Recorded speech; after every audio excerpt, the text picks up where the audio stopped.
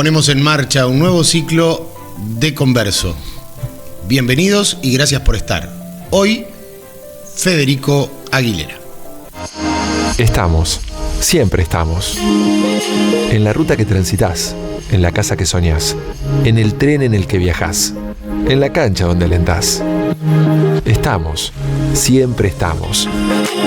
Cuidando a nuestra gente, construyendo comunidad, aportando al mundo que soñás. Estamos, siempre estamos. En cada bolsa, en cada camión, en cada proyecto. Cementos Avellaneda, más de 100 años construyendo futuro.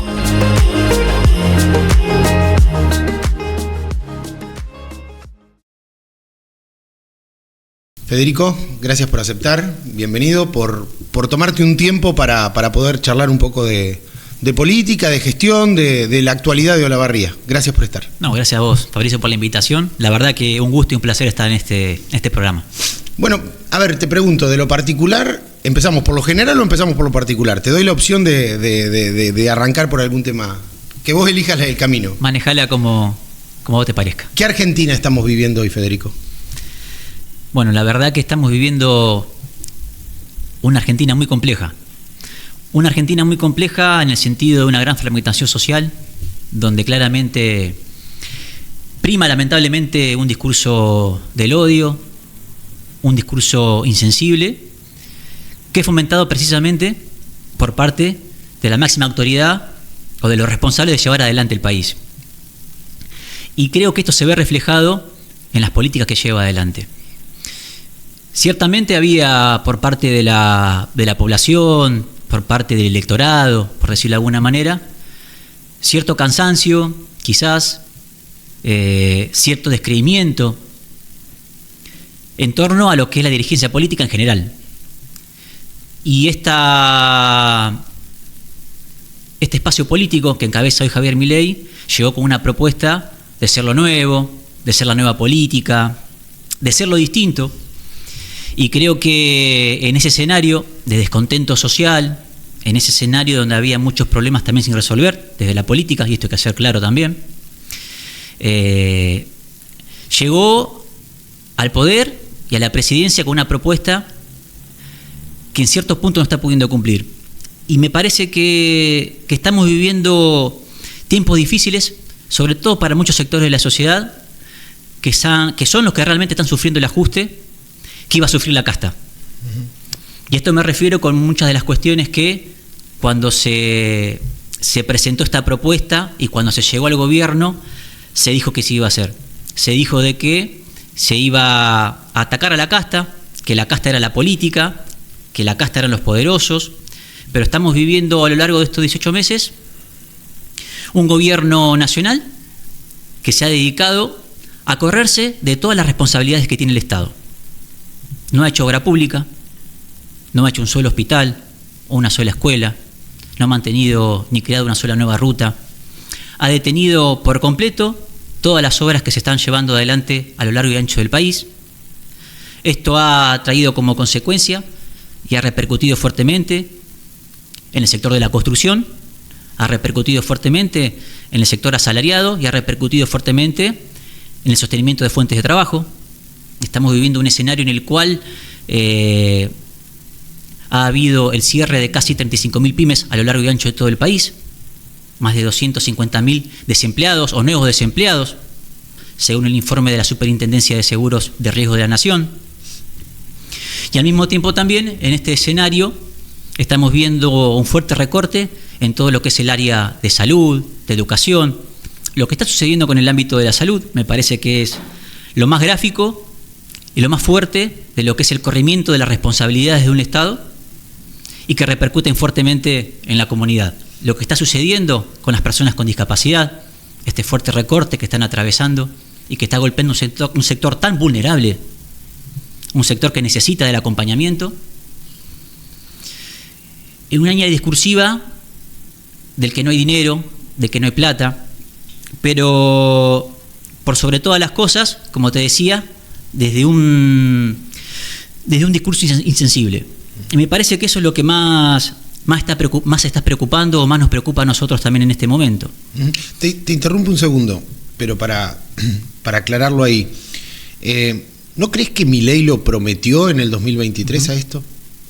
No, yo creo que, insisto, lo que Milei dijo o lo que prometió que iba a hacer, en gran parte tiene que ver, en líneas discursivas, en primero con una cuestión económica, que es la que apostó fuertemente y que es la que quizás tiene más sentido o tiene más coherencia en lo que propuso.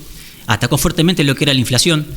Él dijo que la inflación era un problema de base monetario y que reduciendo drásticamente la emisión monetaria se iba a, de alguna manera, planchar la inflación. La inflación en términos generales y los números del INDEC, mayormente o menormente creíbles, según como sean las mediciones que se hacen, han demostrado cierto planchamiento del crecimiento de la inflación, pero sí tenemos que decir que ciertas metas que él está proponiendo o ciertos objetivos que él da como cumplidos no son reales.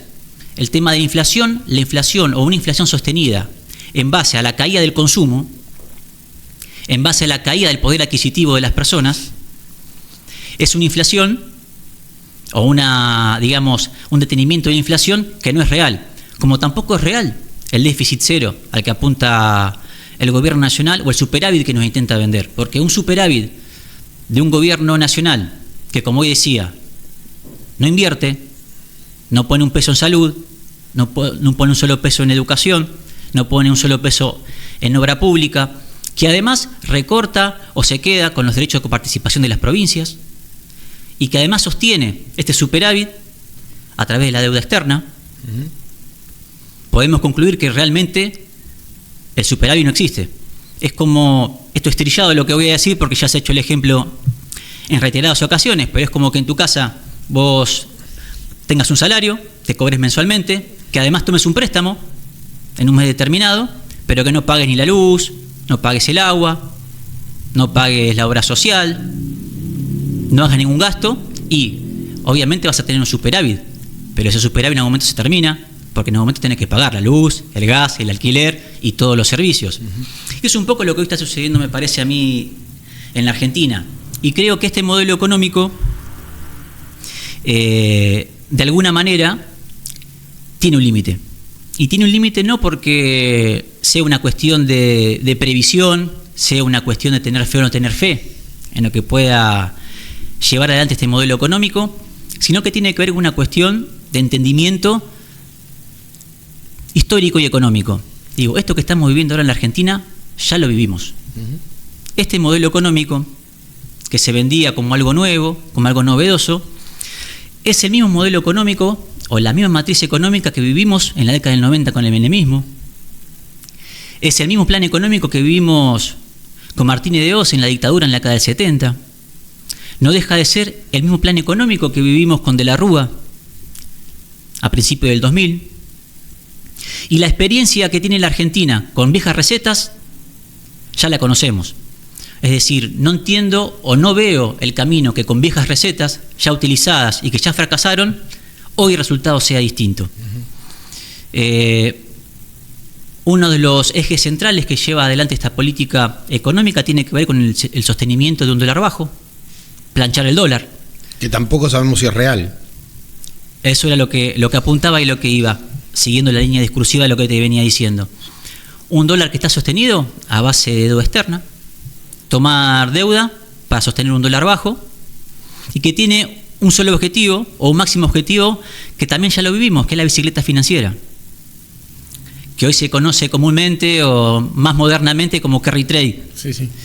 Es decir, sostener un dólar bajo planchado, tasas de interés altas del peso en el banco, para que los grandes tenedores y las grandes empresas y los grandes, digamos, propietarios de la Argentina y también de bancos internacionales tengan la posibilidad de vender dólares, comprar pesos relativamente altos a alta tasa de interés y luego, antes de que esto se termine, volver a vender esos pesos y comprar dólares.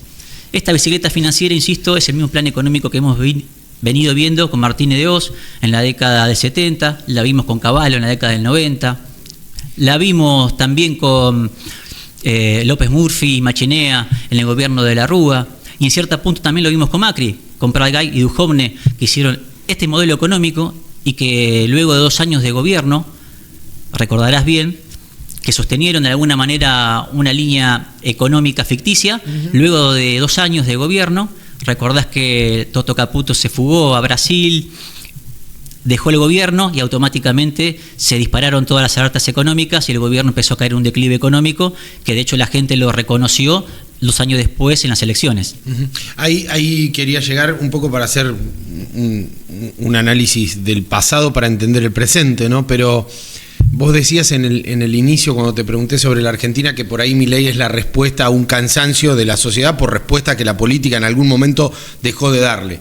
Sería muy cruel por ahí achacarle todo al último gobierno de Alberto Fernández, ese cansancio, digamos, ¿no? Pero ¿en cuánto incidió el gobierno de Alberto Fernández en que Milei sea la expresión que eligió una buena parte de la ciudadanía?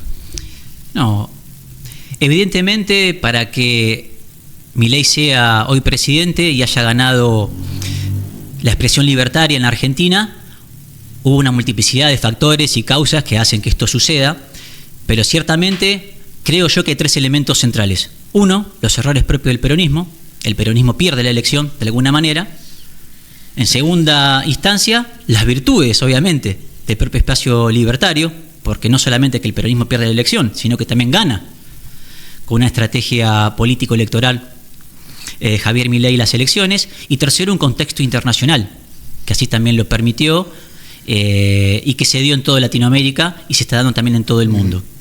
Entonces, volviendo al principio de lo que me preguntabas, está claro que el gobierno de Alberto Fernández de alguna manera no pudo cumplir las expectativas de lo que se esperaba de él y no pudo de ninguna manera resolver los problemas que los argentinos esperaban que resolviera y por los cuales depositaron un voto de confianza para que sucediera. Y un dato concreto para tomar dimensión de lo que digo tiene que ver con que el gobierno de Alberto Fernández fue el primer y único gobierno presidencial del peronismo que no pudo reelegir desde el regreso de la democracia a esta parte. Es el único gobierno que no pudo ganar o refrendar su primer mandato. Y esto no es casualidad. Esto tiene que ver, insisto, con una falta de respuesta por parte del gobierno, más allá de un escenario adverso. Tuvimos una pandemia en el medio, un contexto global con la guerra de Ucrania que también generó ciertas turbulencias económicas, pero lo cierto es que el gobierno de Alberto nunca pudo despegar y nunca pudo terminar de resolver las cuestiones económicas que tenía que resolver para mejorar la calidad de vida de algunos sectores de la Argentina. Y este dato que yo te menciono, que parece un dato de color, no es un dato menor. No es un dato menor porque históricamente, y desde el regreso de la democracia a esta parte, la gente, el pueblo, elegía el peronismo como una salida o una alternativa cuando se venía de gobiernos o malos o de situaciones económicas complejas que había que resolver. Saquemos la adjetivación de gobiernos malos. Digamos, situaciones complejas en el país de índole política, social y económica que había que resolver. Sucedió así luego del gobierno de Alfonsín, cuando elige a Menem, más allá de consideraciones particulares de cuánto de peronismo aplicó en su praxis económica y política Menem durante la década del 90, ganó como peronista. Pero ganó con el sello del Partido Justicialista, luego de lo que fue el gobierno de Raúl Alfonsín, que venía con ciertas dificultades políticas, sociales, económicas, la hiperinflación y un montón de cuestiones que ya conocemos. Menem inclusive reelige luego de su primer mandato. Luego del gobierno de Menem se asoma una nueva crisis en el escenario nacional, luego del gobierno de la Alianza, del gobierno de la Rúa. Recordaremos toda una de las peores crisis de la historia de nuestro país, años 2001, 2002, 2003, emerge nuevamente como alternativa a, de alguna manera, la reconstrucción del país, o por lo menos la estabilización del país, una expresión peronista que fue Néstor Kirchner. Que luego ese gobierno reelige con Cristina 2 veces. Entonces, luego de esa experiencia, inclusive también viene el gobierno de Mauricio Macri, un gobierno también de experiencia liberal, no tan profunda y de ultraderecha como el gobierno actual, pero sí una experiencia distinta, que nuevamente lleva al país a una situación económica muy compleja, con un crecimiento de la deuda externa feroz, con una cantidad de deudas también muy grandes con la ciudadanía, con caída de poder adquisitivo, cierre de pymes, una situación muy compleja, y nuevamente el gobierno deposita la confianza, el pueblo argentino vuelve a pensar en el peronismo como una alternativa para solucionar los problemas, y Alberto no lo pudo hacer. Creo que ahí está. ¿Alberto o el peronismo? El peronismo en general. Alberto a la cabeza era el presidente, y obviamente tomaba las definiciones principales. Una cosa que se le achaca a un sector del peronismo es sacarle la responsabilidad de haber sido parte de ese gobierno. No, para nada, por eso yo lo estoy poniendo dentro de este hilo conductor histórico, dentro de un mismo proceso. Más allá de las discrepancias, de las diferencias que se pueda tener, hay que reconocer cómo fueron las cosas, y hay que reconocer que fue parte de una expresión política a la cual pertenecemos, que no pudo responder en este caso a estas problemáticas. Eso quizás como parte, insisto, o un elemento en el cual uno puede hacer autocrítica y decir, bueno, ¿por qué perdimos las elecciones? Ahora también hay virtudes del otro lado sí, en el caso de Milei. Totalmente. Y como te venía diciendo, yo creo que Javier Milei, como expresión de un círculo político que representa el liberalismo y representa a la derecha en términos económicos y políticos y también sociales, pudo ver en ese descontento la posibilidad de un emergente para gobernar o para ganar las elecciones. ¿Y cómo lo vio? Y me parece que su línea discursiva fue una línea muy pragmática, con un discurso muy claro para llegar a la gente, que se basó en ejes concretos que tienen que ver con la lucha contra la corrupción, con un direccionamiento concreto de esa corrupción hacia un sector político concreto, que era el peronismo, y que fue tal, digamos, la estrategia que se llevó adelante de manera comunicacional, una estrategia política, que llevó a un sector de la población a convencerse de que la gran mayoría de los problemas que tiene la Argentina son culpa de un sector político, que es el peronismo. Y que la Argentina necesitaba, de esta manera, una nueva alternativa, con una nueva dirigencia, con una forma nueva de hacer política.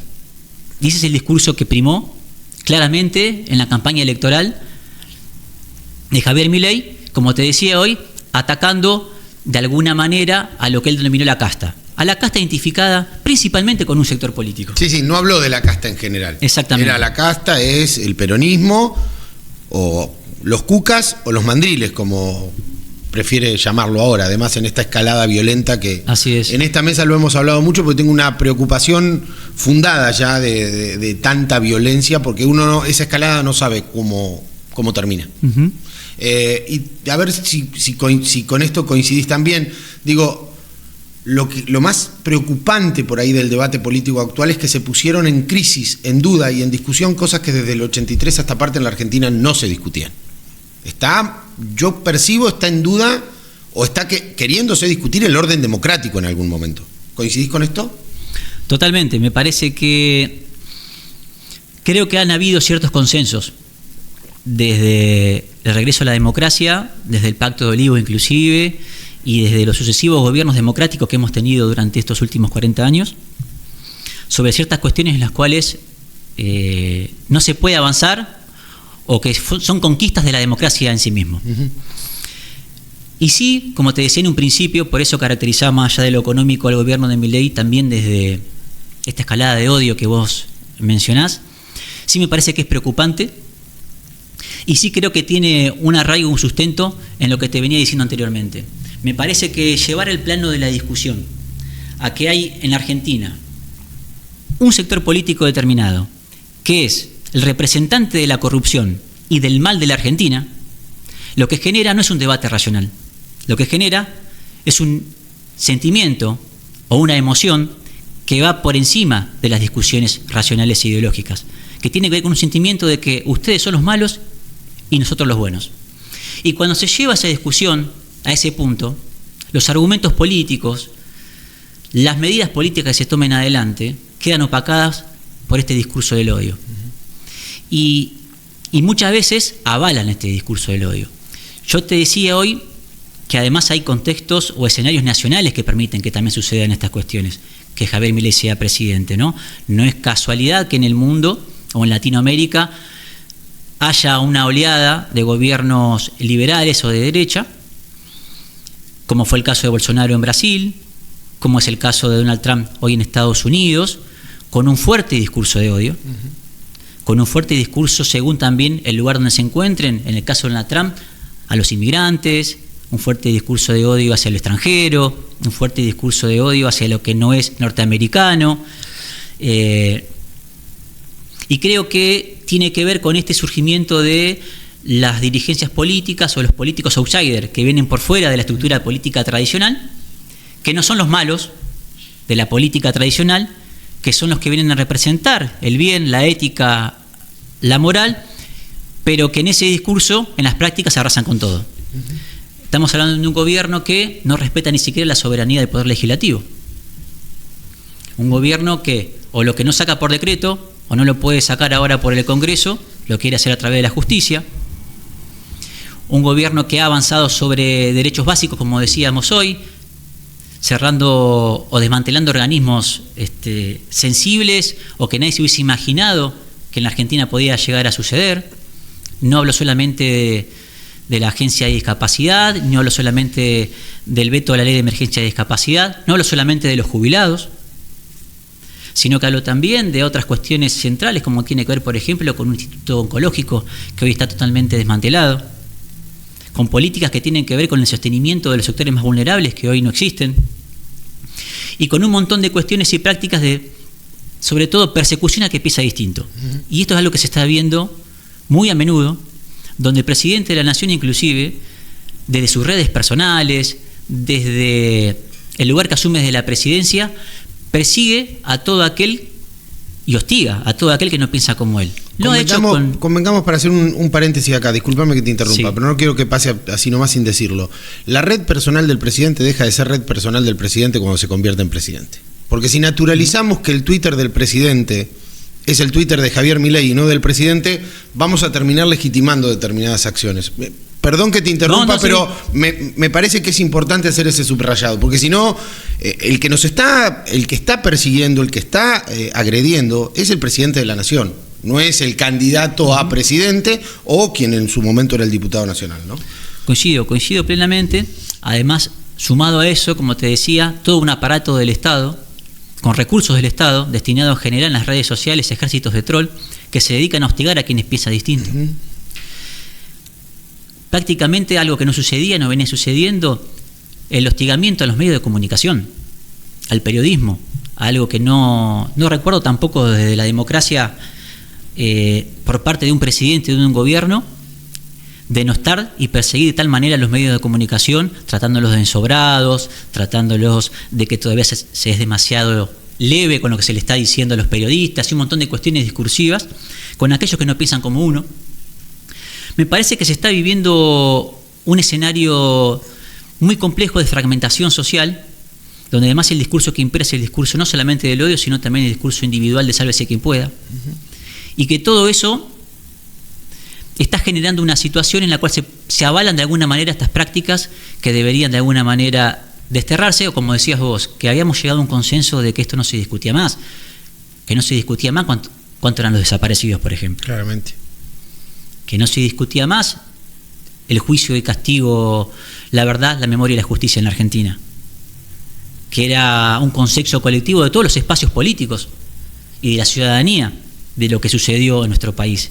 Hoy nuevamente se pone en crisis y se pone inclusive en duda la veracidad de los hechos. Entonces estamos atravesando un escenario muy complejo, estamos en un escenario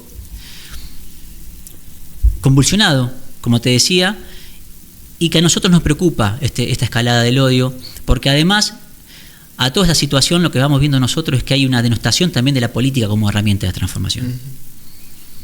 Hay una orientación por parte de estos sectores de que la gente, la ciudadanía, descrea totalmente de la política, que no participe de esta manera de la política y que deje en manos de estos eruditos la solución de los problemas de la Argentina. Y lo que estamos viendo, que con el correr de los días, de los meses, de los años, estos problemas no se están solucionando, sino que se están agravando y profundizando.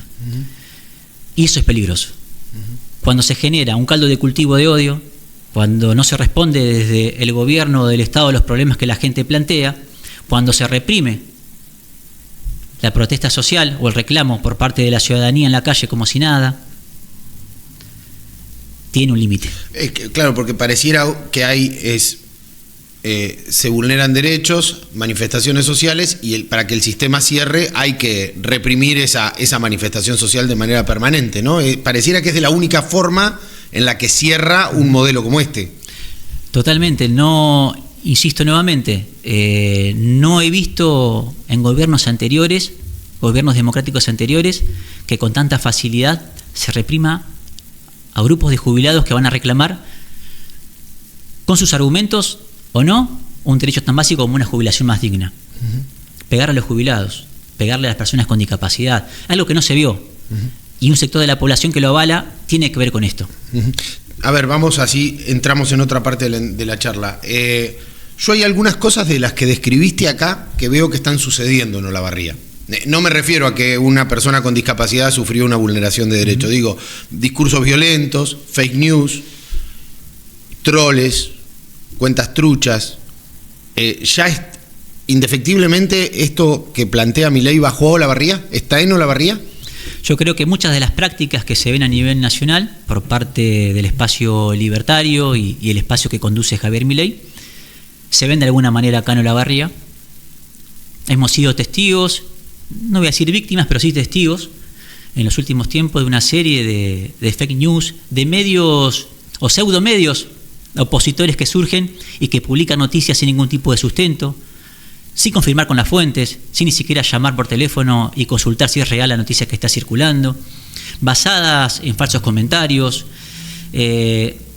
Vemos en las redes sociales también esta operación constante de trolls y de estos troll centers en los cuales hay perfiles truchos que se dedican a comentar cuestiones desde el odio, la no comprensión. Lo mencionabas recién con el tema de discapacidad. Me parece que ese es el caso más concreto de lo que sucedió hace pocos días acá en Olavarría. Eso fue producto de una... a ver, hablemos de esto. ¿Fue producto de una fake news? ¿Fue producto de una operación política? ¿Fue una operación política que terminó en fake news? Yo creo que es un poco de todo. Lo que queda claro es que fue una operación política y que un grupo o un sector determinado de la política olavarriense, de la oposición, quiso subirse a esa denuncia o esa falsa denuncia para sacar rédito político. ¿Hablas del galismo? Hablo del PRO, del galismo, hoy dentro del espacio libertario, y lo dije en el Consejo Deliberante de manera clara y contundente, en una suerte de caranchismo político, tratando de manera oportunista subirse a un tema tan sensible, a un tema tan delicado como es la discapacidad. No hubo irregularidades y no hubo ningún hecho, llamémosle, de corrupción en la Oficina Municipal de Discapacidad. Esto quedó clarísimo, pero no solamente porque lo decimos nosotros, no solamente porque lo dicen el resto de las profesionales que son parte de la Dirección de Discapacidad del Gobierno Municipal, sino porque inclusive a pedido o inclusive como solicitaba la oposición, vino un organismo nacional, que es la Agencia de Discapacidad Nacional, a realizar una auditoría a la Dirección Municipal de Discapacidad, una Agencia Nacional de Discapacidad que es de un espacio político totalmente opuesto al nuestro, que representa al gobierno nacional de Javier Milei y que representa de alguna manera al gobierno que estaba haciendo la denuncia o que se había subido esta denuncia. Realizó una auditoría y constató y concluyó claramente y tajantemente de que no hubo ninguna irregularidad, ni en los casos mencionados, ni en ninguna de las áreas o de los expedientes que se revisaron en la Agencia de Discapacidad. La víctima no, me adelanté a la palabra. ¿La médica que está en el medio de todo esto fue víctima de la operación política o parte de la operación política? Eso yo no podría determinarlo. ¿Qué pensás?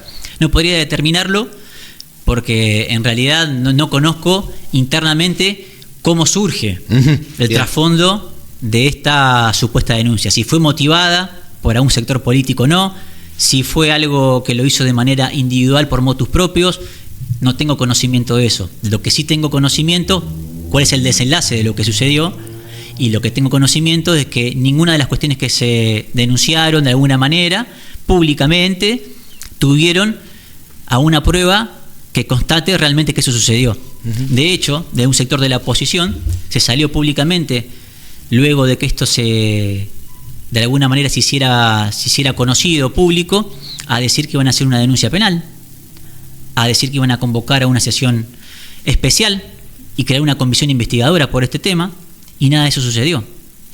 No pudo suceder porque no había prueba alguna. ¿La auditoría del Andis crees que fue determinante para que eso pase? Fue determinante y tajante. Elementos que aparecen como despectivos a la gestión municipal. Gobierna la Cámpora, Wessner no gobierna, tenemos 3 intendentes. Digo, son cosas que yo leo y quiero que hables de esto, ¿no? A ver, ya nos pusimos de acuerdo que estas parecieran ser prácticas similares a las que usa Milei. ¿Cómo se atiende este fantasma de la Cámpora, a que Wessner no gobierna, a que hay 3 intendentes, y hablo de lo que mencionan, que funciona el municipio porque están Valicenti y Landívar y junto con Wessner? Hay quienes a veces te han puesto a vos también en el equipo que comanda el Estado municipal. ¿Qué se le responde al electorado labarriense, que en pocas semanas va a ir a las urnas, en un gobierno peronista después de muchas décadas sin el peronismo gobernando? ¿Qué se le responde a eso? Me parece que esto responde, como decíamos, a un clima de época. Y lo primero que deja en evidencia es la falta de discusión política por parte de la oposición, es la falta de críticas reales, con argumentos y sustanciales hacia la gestión municipal, y es la falta sobre todo de propuestas superadoras a la gestión municipal. Porque de hecho, en el transcurso de lo que ha sido la campaña electoral que estamos en este momento atravesando, no hemos escuchado una sola propuesta, no hemos escuchado una sola idea, y no hemos encontrado a lo largo de estos 18 meses, por parte de la oposición, que hoy además tiene llegada, ascendencia por ser parte del gobierno nacional que hoy gobierna, ningún proyecto, ninguna obra, ninguna solución, ninguna gestión a favor de los olavarrienses. No pueden nombrar desde la oposición ni una sola gestión acompañando a los vecinos de Olavarría. No han podido gestionar absolutamente nada siendo parte del gobierno nacional. Y esto que te menciono, Fabricio, lo hago también porque nosotros también fuimos oposición en su momento. Y hemos tenido la experiencia de ser oposición contando de alguna manera con el acompañamiento del gobierno provincial y el gobierno nacional. Y cuando nos ha tocado ser oposición a nosotros, contando con ese acompañamiento, lo que siempre hemos hecho es tratar de gestionar a través de estos organismos nacionales soluciones o mejoras para los vecinos de Olavarría, sin mezquindades, inclusive poniéndonos a disposición de la gestión municipal. Te puedo dar sobrados ejemplos de situaciones concretas o de gestiones concretas que hemos nosotros llevado adelante siendo oposición. Por ejemplo, la terminación de las 20 viviendas que durante 20 años quedaron sin concluir del barrio Educadores, fue una gestión que hicimos concretamente ante la provincia de Buenos Aires.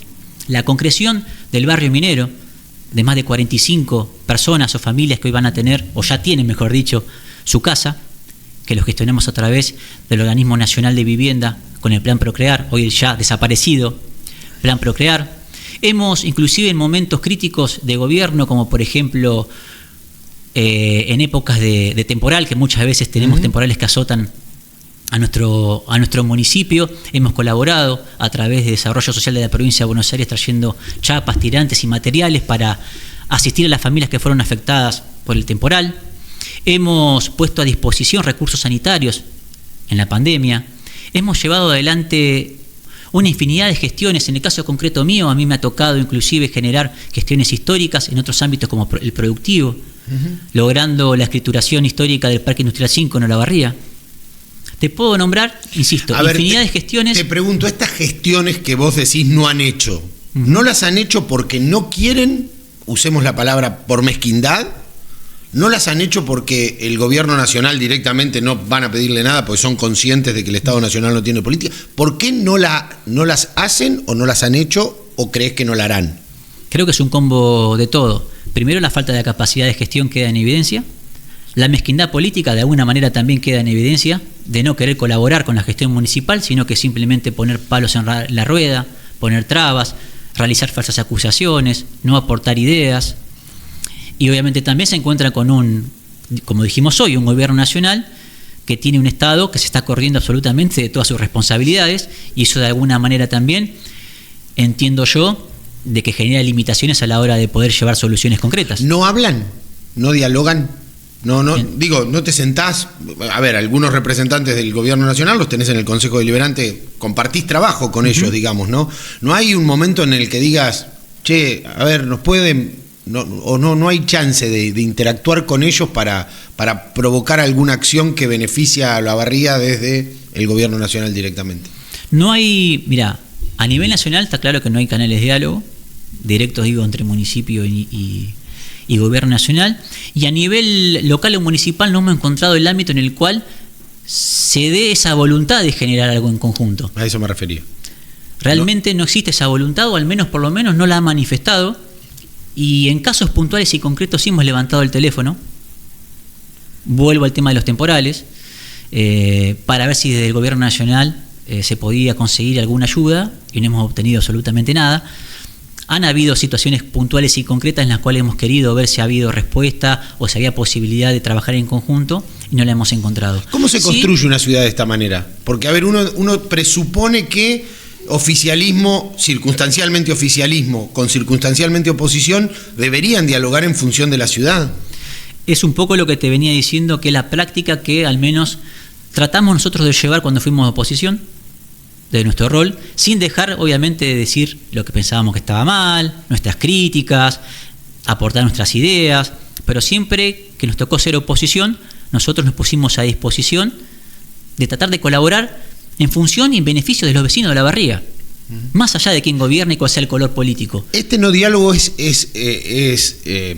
homogéneo a todos? Digamos, lo ves en Gali, que tiene la experiencia de haber sido intendente, lo ves en Arouset, que no tuvo la posibilidad de ser intendenta, lo ves en Lascano, que tampoco fue intendente. Digo, ¿a todos los representantes del gobierno nacional en Olavarría les cabe el mismo análisis? Sí, no me gusta personalizar. Lo sé, a veces cuesta seguirte los discursos por la no personalización. A veces es necesario ponerle nombre a las cosas. Simplemente digo para esclarecer los discursos, pero sí. Digo, ¿no encontrás diferencias? ¿Son todos lo mismo? No, a ver, no quiere decir de que no se hable nunca por nada, no quiere decir que tenemos el teléfono cortado y que si yo mando un mensaje, llamo por teléfono o solicito una reunión, no la voy a tener. Eso me parece que de alguna manera, si es lo que preguntás, está bueno aclararlo, pero lo que sí es que no se puede llegar a una conclusión de esos encuentros o esos intentos de trabajar en conjunto. Y en el Consejo Deliberante esto se ve de manera cotidiana. Nosotros hay muchas cuestiones, como te digo, que como oficialismo o como representantes del bloque oficialista estamos siempre con las puertas abiertas para escucharlos, para que nos consulten. Mirá, sucedió tal cosa en tal oficina. Mirá, creo que hay que mejorar en tal ámbito del gobierno municipal. Me parece que podemos aportar tal idea. Para nosotros sería lo mejor que nos puede pasar. Porque lo que queremos nosotros es siempre mejorar. Lo que queremos es llevarle las mejores soluciones a los vecinos de Olavarría. Y entendemos además que como cualquier gobierno municipal y como cualquier ser humano y persona, si vamos a la personalización, siempre hay cosas para mejorar. Digo, no somos un gobierno perfecto, no somos un gobierno que no entiende que hay cosas para mejorar, y sabemos que venimos de un piso muy bajo en el cual los olavarrienses tienen muchas cuestiones para mejorar y para resolver. ¿El piso bajo lo deja la gestión de Gali? Yo creo que en muchas áreas sí. ¿En cuáles? ¿O qué encontraron? ¿Salud han sido descriptivos en este último tiempo? Bueno, es uno de los que registro por ahí ahora en este momento, que con salud han sido determinantes tanto en auditoría como en informes de gestión, de que la cuestión sanitaria en Olavarría no estaba bien cuando llegaron. Mirá, sin tratar de hacer quizás la entrevista extensiva en función de hablar de la gestión anterior, sí quizás también en función de lo que me preguntás, comentarte cómo fue que asumimos nosotros la gestión o con qué nos encontramos, ¿no? A esto que apuntaba. Nosotros asumimos un municipio... por el piso bajo, digo. Sí. Asumimos un municipio como el de Olavarría, un municipio que, como todos sabemos, cuenta con una gran capacidad productiva, que cuenta con un perfil productivo que es envidiado por muchísimos municipios de la provincia de Buenos Aires. Nos encontramos con un municipio con una estructura deficitaria, heredando una deuda de más de 3.000 millones de pesos. Para arrancar la gestión, nos encontramos con una deuda estructural de un municipio deficitario. Pero no solamente deficitario en términos económicos, sino que también deficitario en términos de infraestructura. Es decir, un gobierno municipal que durante mucho tiempo no llevó adelante la inversión en mantenimiento, por ejemplo, de centros de atención primaria, mencionaba recién el área de salud, y una deuda estructural que además es difícil de afrontar y que tuvimos que hacerlo desde el momento uno. Nos encontramos con un municipio con un montón de dificultades y deudas en áreas centrales, como mencionaste recién, el tema de la salud.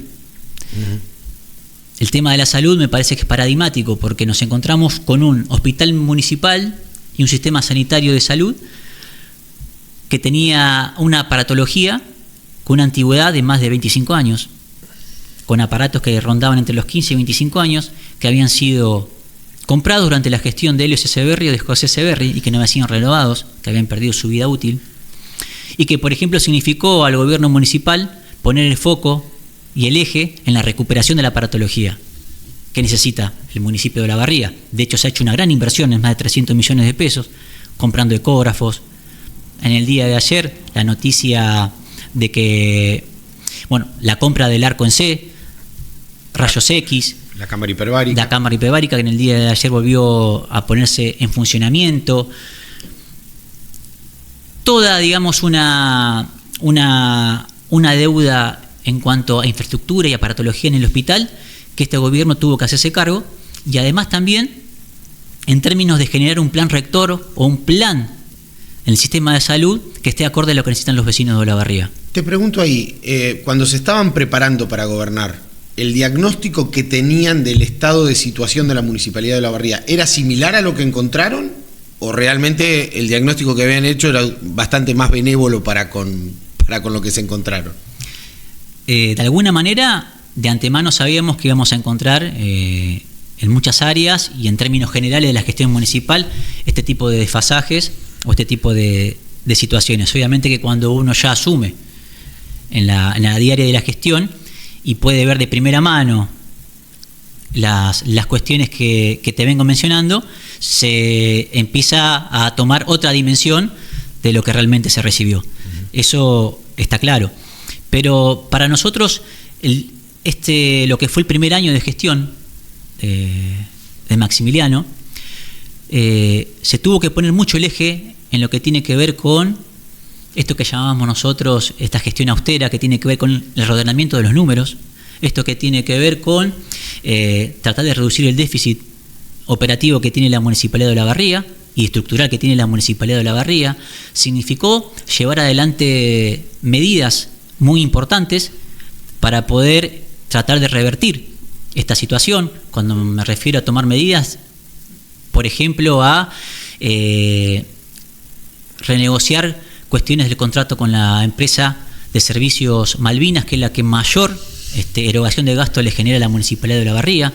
Hoy, por ejemplo, para darte un ejemplo concreto, se ha creado una cuadrilla de conservación urbana que se encarga de hacer el mantenimiento de las calles, que antes hacía de manera mecánica la empresa Malvinas, y que le significa al municipio de Olavarría un ahorro mensual de más de 70 millones de pesos. El hecho de mejorar cuestiones centrales de la gestión, como aumentar la cantidad de proveedores y reducir los plazos y términos de las licitaciones para que se paguen en tiempo y forma de 3 meses a 1 mes, para reducir los costos de las licitaciones. Lo que se está llevando adelante con el tratamiento de residuos sólidos urbanos a través de una cooperativa, que significan una reducción de un 20% del gasto del municipio con el contrato de Malvinas. Una serie de medidas que se han tenido que tomar para poder reordenar la gestión municipal y poder recuperar de a poco la capacidad de inversión del municipio. Claro, porque uno entiende que cuando uno quiere gobernar un municipio es para invertir, para hacer, para generar. Interpreto que este tiempo eso era imposible, o difícil por lo menos. Era complejo, muy difícil, Por eso estamos viendo que la mayor cantidad de obras que se han dado en la gestión se están viendo en este año, porque tuvimos que tomarnos todo un año. Hay quienes te dirán que es electoral y que por eso se hacen las obras. Por eso te estoy argumentando cuál fue el estado de situación en el cual asumimos nosotros la gestión y por qué estamos logrando en este año llevar adelante una gran cantidad de obras, a pesar de que el escenario económico y el contexto económico lo complejizan. Me refiero a que estamos en un municipio que el 20% de los ingresos que tiene a nivel presupuestario son del impuesto a la piedra. Y es el recurso que más se ha ido... ¿Se puede modificar esto que fue pasando de que el impuesto a la piedra haya sido chupado para gasto corriente? ¿Se puede revertir eso que, de no revertirse, sería grave para Olavarría? ¿Se puede lograr? Me parece que a lo que apuntás es un tema clave. Es clave y también es preocupante cómo en los últimos años Olavarría perdió esa capacidad de inversión a través del impuesto a la piedra, que era histórica y diferencial para el municipio de Olavarría. Y sí me parece que es fundamental que el escenario político y económico nacional acompañen para que esto pueda suceder. Porque lo que estamos atravesando en el día de hoy, como te iba a decir justamente cuando me hiciste esta pregunta, es producto de la paralización total de la obra pública a nivel nacional, que es el principal insumo de la industria minera en nuestro partido. Estamos teniendo una caída de la recaudación del impuesto a la piedra histórica de más de 35%. En promedio, entre lo que son despacho de piedra y despacho de cemento, que genera un impacto en las arcas municipales muy grande. Al mismo tiempo de que sucede esto, de que tenemos una caída en la recaudación de un elemento tan importante como el impuesto a la piedra, tenemos el aumento de ciertos gastos o inversiones que tienen que ver algunos productos de inflación en algunos ámbitos concretos, como por ejemplo los insumos de hospital y farmacia en el hospital municipal, con respecto a los medicamentos, o como tiene que ver con el aumento de la inversión en desarrollo social, que tiene que ver con el incremento también en un 400% casi que ha habido en este último año de la demanda social por parte de los vecinos, producto de la situación que estamos atravesando. Es decir, hoy es prácticamente imposible cambiar esa lógica de en qué usar, por ejemplo, el impuesto a la piedra. No, la palabra imposible... Hoy día sí. Progresivamente hay que empezar a hacerlo y pensar la manera de hacerlo, por supuesto. Bien, perfecto. No la contestaste, no sé si porque no quisiste o no, pero yo te mencioné las cosas que se dicen del gobierno de Maximiliano, entre las cosas que te mencioné es no gobierna Maxi Werner. ¿Quién gobierna y cómo se gobierna Olavarría? Te la contesté de alguna manera diciendo que esas, llamalas acusaciones, llamala de la manera que quieras llamarla, responden a la falta de fundamento político y argumento por parte de un sector claramente de la oposición. No ameritan respuesta entonces. Me parece que discutir que Maximiliano Werner es el intendente el que toma las decisiones en el gobierno municipal, es algo que está más que claro. Es la máxima autoridad del gobierno municipal, es la máxima autoridad política y de gestión que tenemos hoy por hoy en nuestro espacio político y en la gestión municipal. Y por supuesto, esto no me da ningún plurito decirlo, se apoya en un equipo de trabajo. No, pero vos sabés un gran equipo de trabajo. Hay un, no recuerdo cuál de los periodistas nacionales que suele tener espacios de entrevistas, sostiene muchas veces que a veces hay que dejar en claro que el agua moja. ¿Sí? Hay momentos en que hay que dejar en claro que el agua moja. Entonces por eso te lo pregunto. Aunque haya que dejar en claro que el agua moja.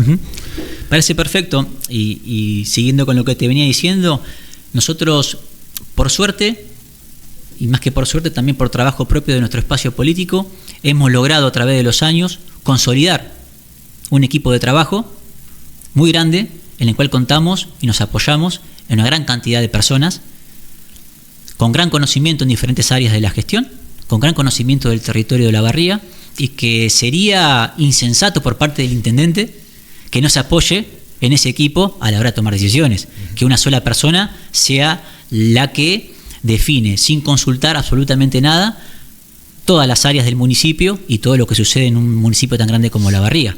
Ahora, quien tiene la palabra definitiva, quien además inicia de alguna manera las acciones y quien conduce ese espacio, se llama Maximiliano Werner y no hay ninguna duda, es el intendente de Olavarría. ¿Qué están encontrando en la calle en estos días previos a las elecciones de septiembre, en donde creo, estamos de acuerdo, se percibe apatía o al menos desinterés en la elección, digo, ¿eh? Entonces eso define la campaña. ¿Qué es lo que están encontrando y qué han tenido que articular para ir derribando esta apatía, por ejemplo? Mira, coincido con lo que mencionás. Creo que no se está viviendo un clima de campaña como quizás se ha vivido en otras ocasiones. He notado que hay un sector de la ciudadanía, de los vecinos, en este caso hablo de Olavarría porque es el que transitamos, el que pateamos todos los días y con los que charlamos con los vecinos, que inclusive no está al tanto de qué va a suceder el 7 de septiembre, qué es lo que se va a elegir o qué sucedió con este famoso tema de que se desdoblan las elecciones. Digamos, es algo que sucede o que va a suceder. Yo, por lo menos desde que tengo memoria, en la provincia de Buenos Aires no tengo registro, no hay registro de una elección desdoblada entre Nación y provincia de Buenos Aires.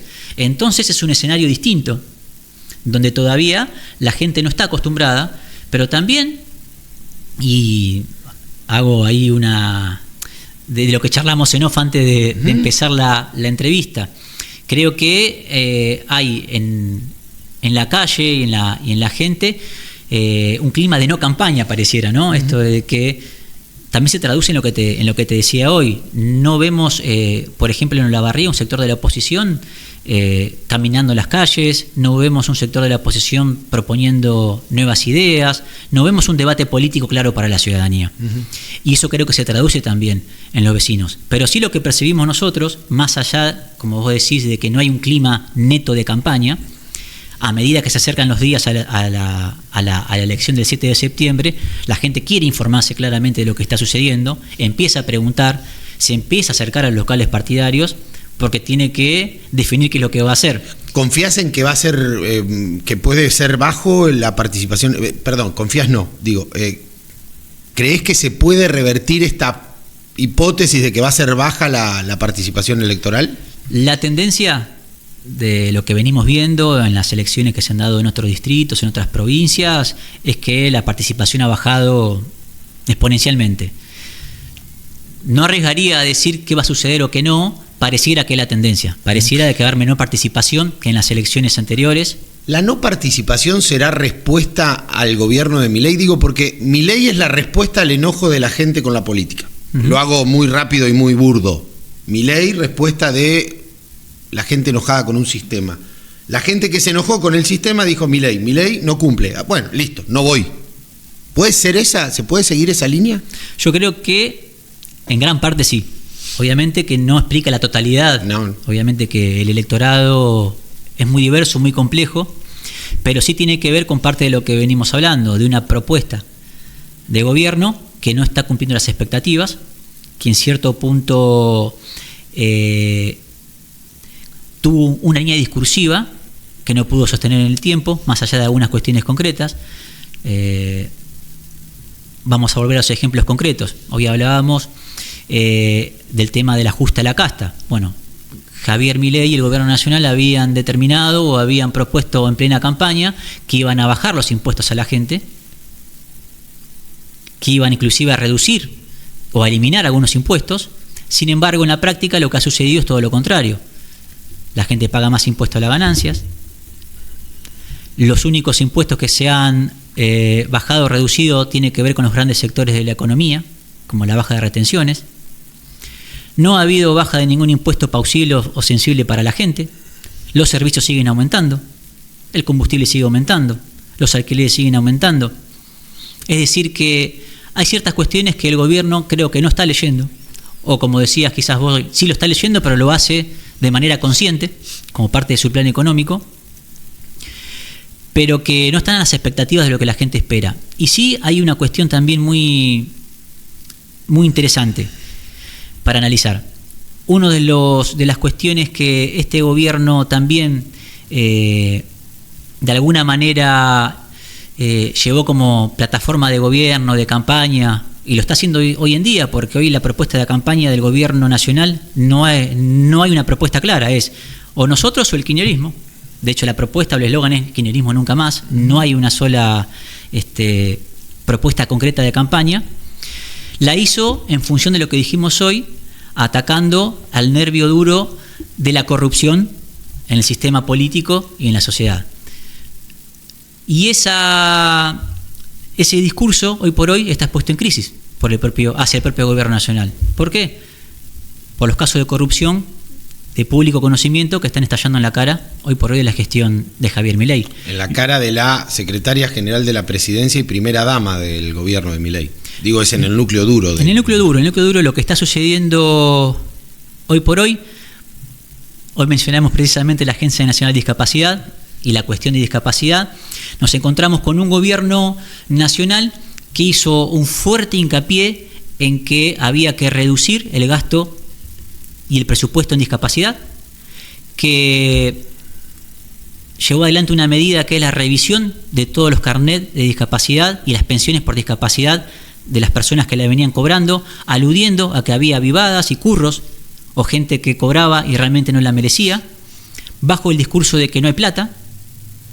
Y en el medio de todo ese andamiaje discursivo, nos enteramos de que en realidad había plata y que la plata se la estaban quedando ellos y era la plata de los discapacitados. Entonces, enterarnos de que hay un sistema de coimas en el cual desde la Agencia de Discapacidad se le pedía a las empresas farmacéuticas que para ingresar a licitar y ser proveedor del Estado tenían que pagar un 3, un 5 o un 8%, que la recaudadora era Karina Milei,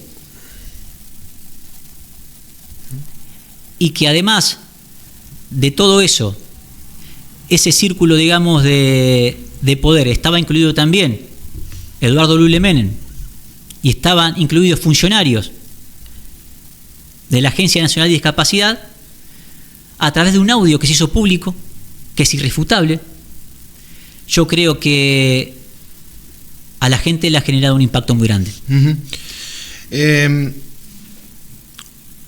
términos electorales, por ahí está muy alejado de lo que le pasa al vecino de a pie, pero no puedo dejar de preguntarte cómo transitaron el tiempo de discusión en términos electorales y políticos, estoy hablando dentro del peronismo, cómo transitaron el tiempo de idas y vueltas con el gobernador, primero por el desdoblamiento, después por las candidaturas. Fue el debate en el que estuvo sumido el peronismo hasta hace unas semanas atrás, desdoblamiento, la supuesta pelea Máximo-Kicillof. Bueno, ¿qué ves de eso? ¿Qué tenés? ¿Cómo está hoy el peronismo de la Barría con Kicillof? Lo que haya para decir de ahí. Vos sabés que algo que me sorprende, que tiene que ver con cierta, no sé llamarla escandalización de las internas dentro del peronismo de un espacio político, pero las diferencias, las discusiones, las disputas dentro del peronismo son tan viejas como el peronismo mismo.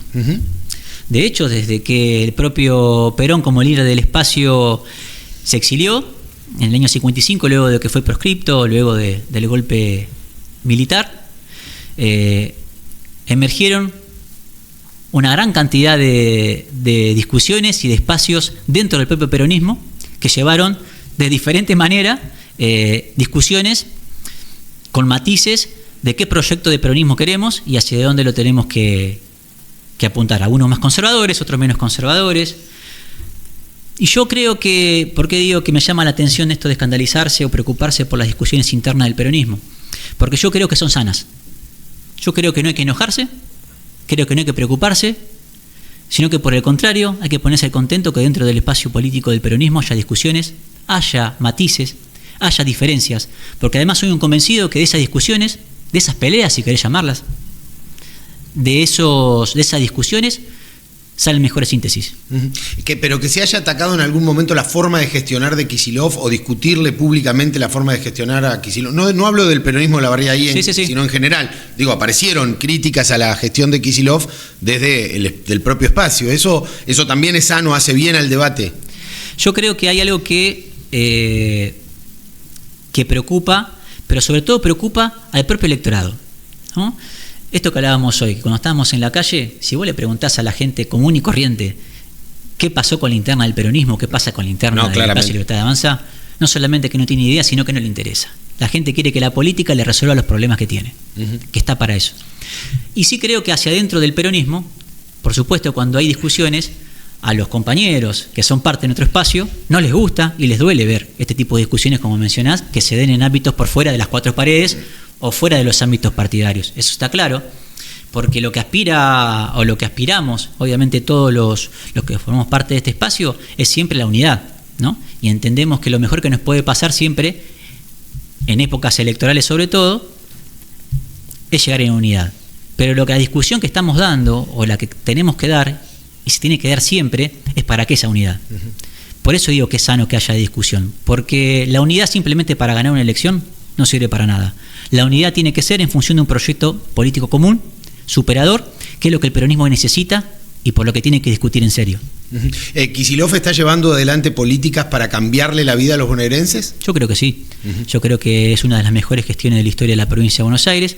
Sé que esta definición categórica que estoy haciendo es plausible de un titular y de quizás de alguna discrepancia de algún sector, pero yo estoy convencido que la política que está llevando adelante el gobernador es de excelencia, y en Olavarría la vivimos de manera cotidiana con el acompañamiento que estamos teniendo y que han tenido los olavarrienses de manera permanente, en salud, en educación, en vivienda, y que a pesar de que nos encontramos en un escenario tan complejo, donde hoy te decía, el gobierno nacional se está quedando con los recursos coparticipables de los bonaerenses, le debe 12 billones de pesos al gobierno de la provincia de Buenos Aires, que tranquilamente no solamente se los debería dar porque es lo que corresponde, sino que son los recursos que se utilizan para la salud, para la seguridad, para las obras, infraestructura. A pesar de este contexto adverso, el gobierno de la provincia de Buenos Aires sigue haciendo obra pública, sigue invirtiendo en salud, sigue invirtiendo en educación, sigue estando, digamos, presente en lo que se necesita del gobierno provincial. Por eso me parece que es más que admirable y elogiable la gestión del gobierno de la provincia de Buenos Aires, al margen después de cualquier diferencia política que pueda existir. Dentro del espacio. La unidad de septiembre, la unidad del 7 de septiembre y la unidad lograda para octubre, ¿es una unidad para ganar elecciones o hay un debate? ¿Es una unidad que refleja claramente el momento actual del peronismo?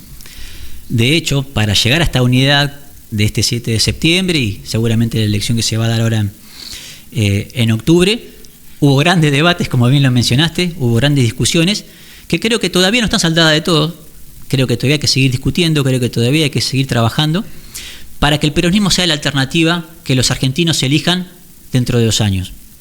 Porque yo no tengo ninguna duda, y esto lo decía hoy, que no tiene que ver con una cuestión de hacer futurología, no tiene que ver con una cuestión de tener fe o no tener fe. No tengo ninguna duda de que este ciclo político y económico de este actual gobierno tiene una pared, tiene un límite, que es imposible sostener esta política económica salvaje, que es imposible sostener un gobierno con un Estado que no responde a la demanda de los vecinos, y sostener, como decíamos hoy, un sistema económico que está destinado a la timba financiera, que está sosteniendo un dólar ficticio, que está sosteniendo una economía que no es real, y que ya vivimos en épocas anteriores que en algún momento esto de alguna manera decanta y explota. Entonces creo que el peronismo tiene la obligación como espacio político de generar una propuesta y una alternativa de gobierno para dentro de 2 años, que los argentinos se van a sentir convencidos de que el peronismo, y más, porque el peronismo no es solamente el peronismo, sino que es mucho más amplio, son realmente la solución a los problemas de los argentinos, como lo fue haciendo o como lo hizo en épocas anteriores. Y en esto me gustaría detenerme porque obviamente soy presidente del Partido Justicialista y entiendo que las preguntas que me haces muchas veces van en función también de una cierta representación del sector peronista de Olavarría, pero sí entender que nosotros hoy formamos parte de un espacio mucho más amplio que el peronismo.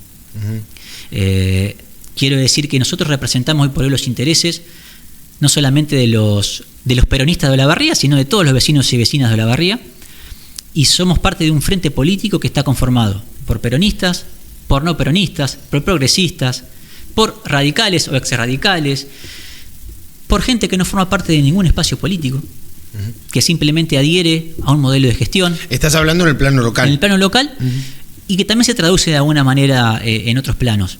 ¿Qué quiero decir? Que trabajar desde el peronismo en una propuesta superadora tiene que ver también con entender eso. Tiene que ver con entender que corren tiempos distintos, que ha habido un cambio profundo de la matriz social, ha habido un cambio profundo en las demandas de la ciudadanía, a nivel nacional, ahí sí me estoy refiriendo. Ha habido un cambio profundo en las relaciones que llevan adelante los individuos, ha habido un cambio profundo en las modalidades de trabajo.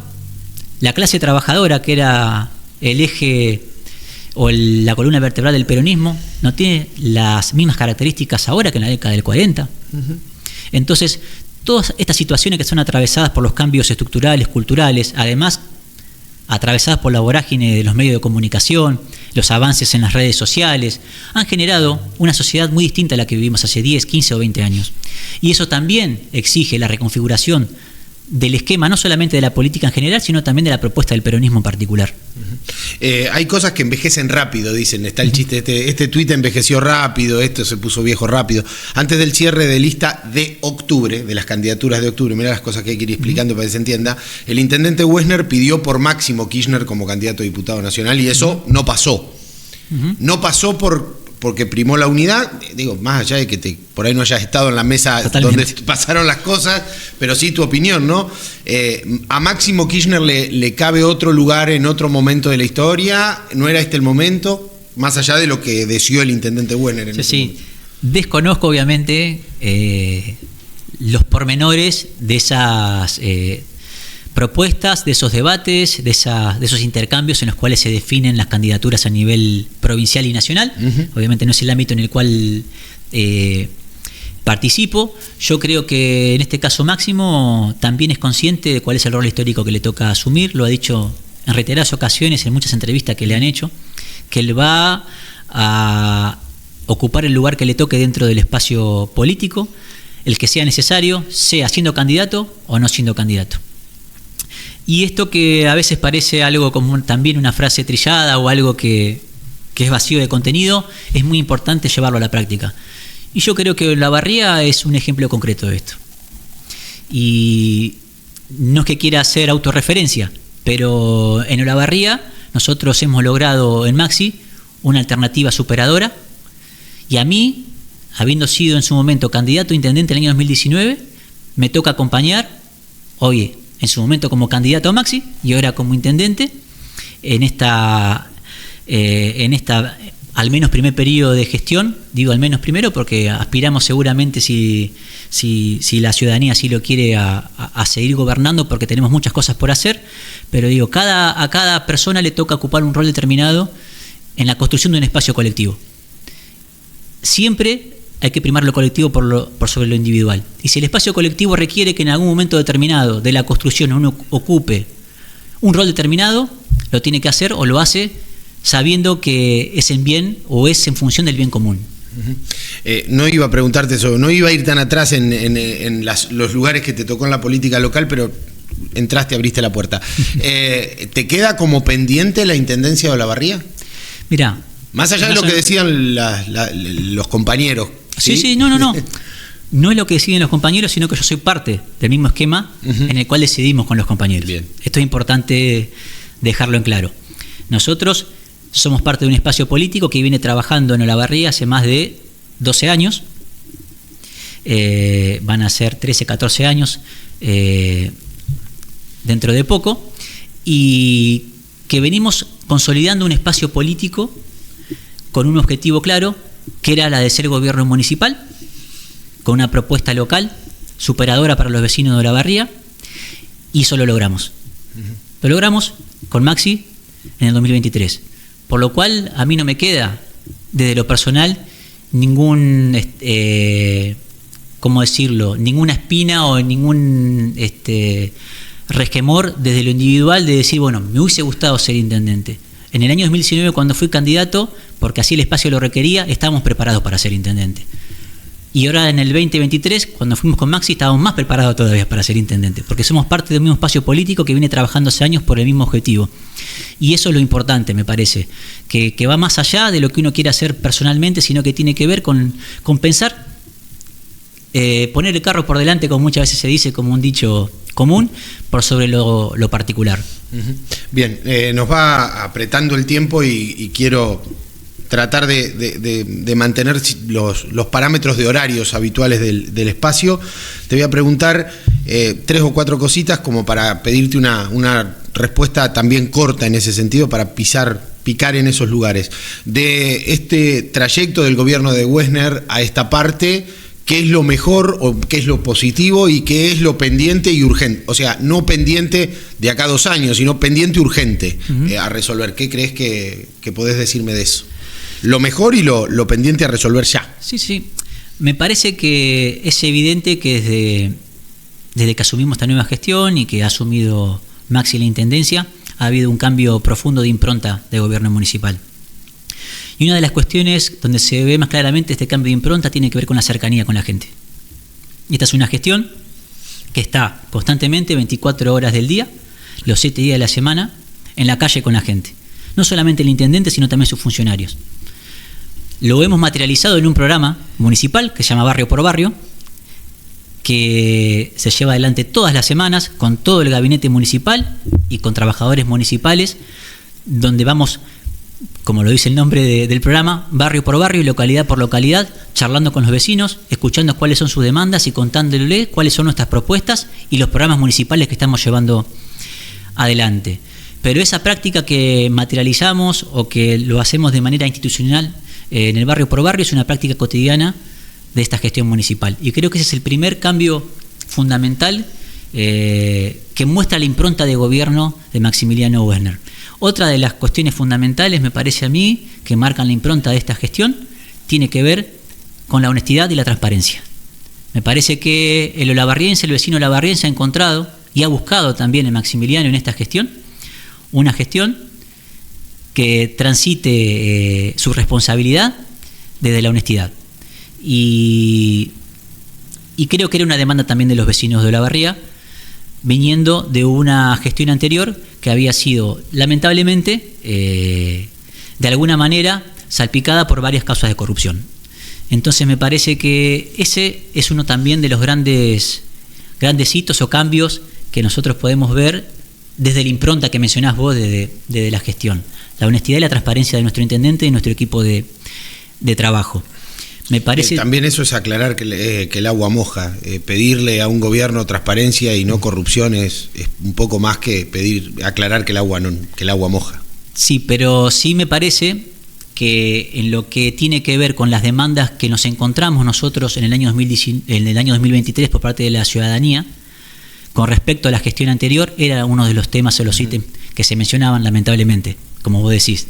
Entonces me parece que es importante poder remarcarlo y llevarlo, por lo menos en esta mesa, plasmarlo como una cuestión importante y con impronta de gestión. ¿Avanzó la justicia como te hubiese gustado que avanzara respecto a las denuncias de corrupción sobre la gestión de Gali?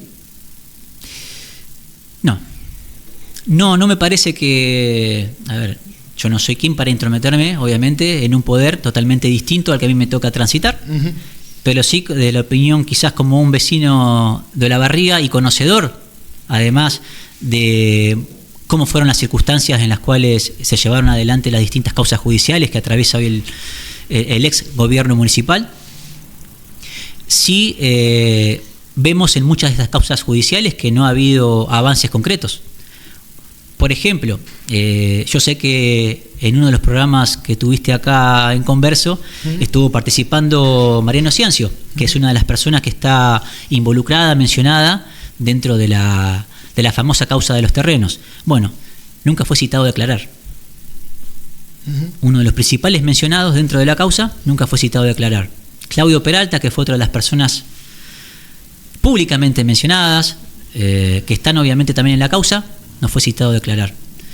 Creo que lamentablemente no ha habido quizás un avance como realmente se espera o se necesita para esclarecer este tipo de circunstancias.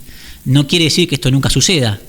Yo no manejo los tiempos de la justicia, pero sí creo que este tipo de cuestiones merecía o merece mayor celeridad. ¿Y qué sentís, y casi esta es una de las últimas, qué sentís cuando dirigentes que estuvieron denunciados por corrupción y demás vuelven a presentarse a la ciudadanía como candidatos? Hablo de Gali puntualmente. Sí.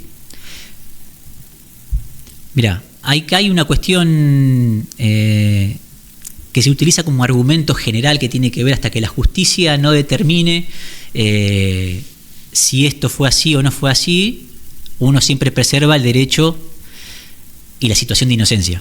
Esto es al menos es una cuestión que se utiliza popularmente, que está amparada también en una cuestión legal y jurídica. Yo creo que todos los ciudadanos, todas las personas tienen derecho a postularse y a tener por lo menos la intención o querer tener la representación de estar en una lista y que los vecinos lo elijan o no lo elijan. No, yo no soy quien para coartar ese derecho, ni soy quien para, de alguna manera, definir si está bien o mal que una persona se postule como candidato. Yo sí creo que la ciudadanía tiene en su poder, los vecinos y vecinas, en este caso de Olavarría, tienen en su poder el conocimiento de quiénes son las personas que se postulan y determinar si realmente merecen o no una nueva oportunidad para gobernar los destinos de nuestra ciudad. Y en este caso concreto mencionabas vos a Ezequiel Gali como candidato a senador en la séptima sesión dentro de la lista de senadores. Bueno, ahora sí la última. El 7 de septiembre, cuando termine el recuento de votos, ¿crees que va a estar revalidada en las urnas la gestión de Maximiliano Wessner? Mira, algo que hoy cuando me preguntabas qué nos encontrábamos en la calle o cuando charlamos con los vecinos en los barrios, más allá de que encontramos este clima o la falta de clima de campaña, nosotros hablamos mucho de la gestión, ¿no? Y lo que hacemos constantemente con los vecinos es charlar acerca de qué es lo que ven de la gestión de Maximiliano, qué es lo que ven acerca de la gestión de nuestro gabinete municipal y en general del gobierno municipal. Y la recepción, la verdad que es muy buena y muy positiva. Nos encontramos con un gran acompañamiento por parte de los vecinos, nos encontramos con acompañamiento hacia la gestión de Maximiliano. La candidatura de Leo Junger, que es además también trabajador de la gestión municipal, ha sido muy bien recibida por los vecinos de Olavarría. Se entiende y se charla con los vecinos que tiene que ver con la continuidad de un proyecto de gobierno que representa a Maximiliano Wessner. Y entendemos que más allá de que siempre el vecino de Olavarría tiene algunas cuestiones para reclamar, algunas cuestiones que como gobierno municipal nos exige que mejoremos, en términos generales la respuesta es muy positiva y vemos un gran acompañamiento de la gestión. Federico, muchísimas gracias por aceptar y estar presente en esta charla y quedan abiertos siempre los espacios para que podamos conversar, que eso es lo que buscamos con el espacio. Te agradezco a vos, la verdad que fue muy amena la charla.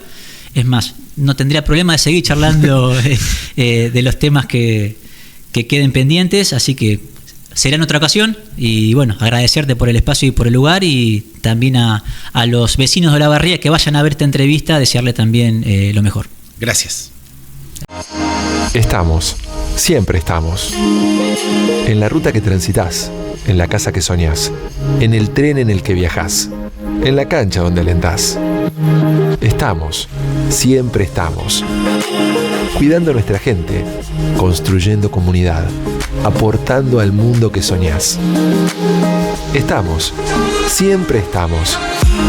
En cada bolsa, en cada camión, en cada proyecto.